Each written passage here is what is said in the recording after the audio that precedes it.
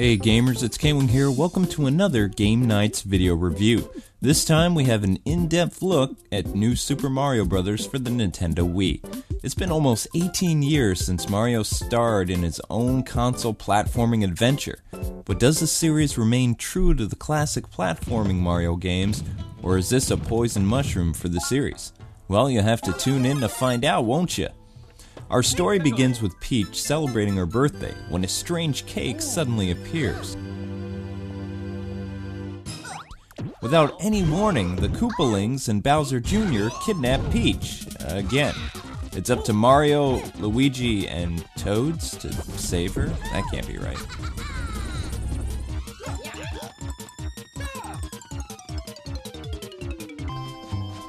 New Super Mario Bros. Is a 2.5D platforming adventure game starring Mario, Luigi, and heroic Toads. I know.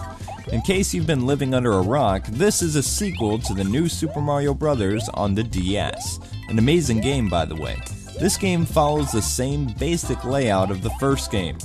Classic Mario fans are also going to notice a lot of fan service from past Mario games, like Super Mario Bros. 3 and Super Mario World.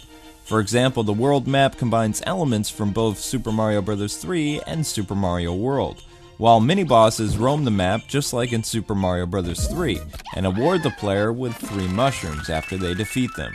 The mushroom huts are scattered across the worlds, giving rare items, doing a variation of the matching game, and earning free guys by way of a cannon.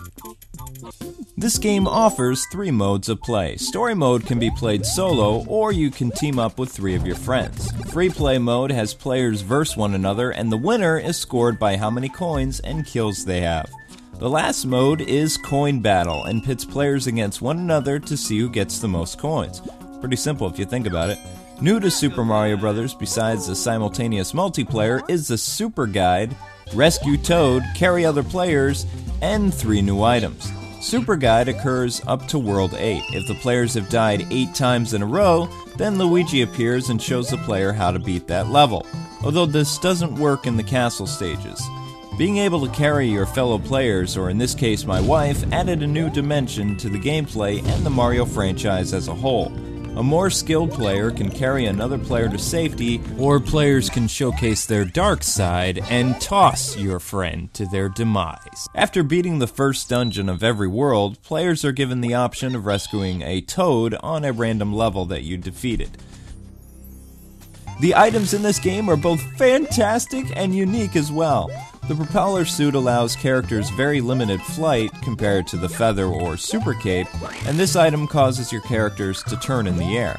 The ice flowers is the reverse of the fire flower and became one of the most used items throughout the adventure. The last item is the penguin suit, which gives players not only ice powers, but being able to swim under the water and do better on the ice stages. Still, the overall concept of this game is to defeat the many different castles, face Bowser Jr., and save Peach. All in the day's work for our mighty plumbers and Toads. Now, the gameplay for this game is great and can be played holding the Wiimote NES style or plugging in a nunchuck controller. Although I advise playing it NES style, it's just so nostalgic. Since this is Mario, I'm not going to go into extreme detail how to use the controls. The guy's been around long enough, and this game goes back to what made Mr. Plumber the legend he is today. Each level has Mario and company making their way through the side-scrolling levels, collecting coins, stomping enemies, and even rescuing Toads. Just about every level has checkpoints to make the road a lot easier. After defeating 4 levels, players must then enter an enemy stronghold and defeat one of the many Koopalings in charge in order to unlock the next 4 levels. The formula keeps repeating, although the second castle is usually the hardest, and occasionally before entering the next world, players must survive a doomed ship encounter. Kind of like Super Mario Bros. 3 boss stages. Still, the most intriguing aspect of the game is allowing players to play the game simultaneous with your friends and family. Now that gets hectic and fun. Alrighty, let's get the bad stuff out of the way, shall we? And no, it doesn't have to do with the fact that there's no online play. That's just being a whiny baby. Even though this game is so well made, doesn't mean that there isn't some issues with it. When playing co-op, the other players have to keep following the skilled player, or face death off screen, which was hilarious when it happened to my wife. Being that I'm a mega fan of the 2006 DS game, I had some wicked high expectations for this game, and they weren't really met. Mainly, I just didn't like one of the new items. Instead of a propeller suit, why not bring back the feather or the cape? Or better yet, keep the propeller suit and give the gamer the option of finding classic Mario power-ups. One really great thing about the DS game was the ability for users to use items in the stages by clicking the item on the bottom half of the DS screen with the stylus. I was really hoping Nintendo would find some way to incorporate that feature using the Wiimote. Instead, they opted to use the traditional Mario Bros. 3 item selection screen on the world map only. This really annoys me, and I can't see how Nintendo can call this game New Super Mario Bros. When it's nothing like its predecessor other than its graphics and gameplay. In reality, the game is more like both Super Mario Bros. 3 and Super Mario World, which isn't really a bad thing because both are legendary games on their own. My final complaint has to do with the Toads themselves. Now, I'm all for playing the game with 4 other people, but Nintendo, you guys have lots of other characters that you could have used in this game instead of Toads. Like, we would have loved playing as Wario, Waluigi, Donkey Kong, and even Daisy would have been a better compromise. To me personally, that feels really lazy. Again, this is just minor complaints, but we feel somebody needed to address them. Luckily for New Super Mario Bros. For Wii, it has a football field of must-own qualities, and it seems to combine just about everything that you loved about the past Mario games from years of yore. Fans of Yoshi rejoice because he has returned in full force. While players can't bring Yoshi with them on the next stage, the levels you get to use him on are just incredible. Yoshi can eat enemies, jump super high, and proves how important he is to Mario and company once again. Like New Super Mario Bros. On the DS, we loved the music in this game too. It seemed to capture the emotion of the stages and even arrange some of Mario's classic tunes as well. The presentation and visual style in this game is downright epic and a joy to look at. We also enjoyed all the different looking worlds, and the enemies once again danced to the music. But my favorite design levels had to be when the player was under the water. For me, the water effects looked just amazing. Out of all the new powers, the one that I used the most was the penguin suit.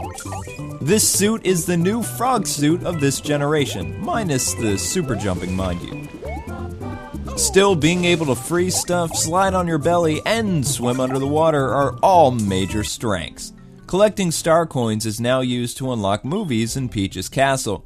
They range from anything to showing you how to collect star coins, find secrets, unlimited 1-ups, and so much more. Still, the biggest strength for this game is playing it co-op with people.